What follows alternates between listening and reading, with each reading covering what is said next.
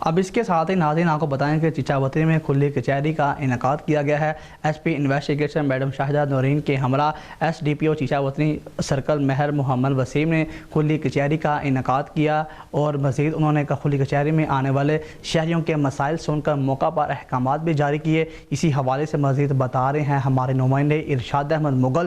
ارشاد احمد بتائیے گا۔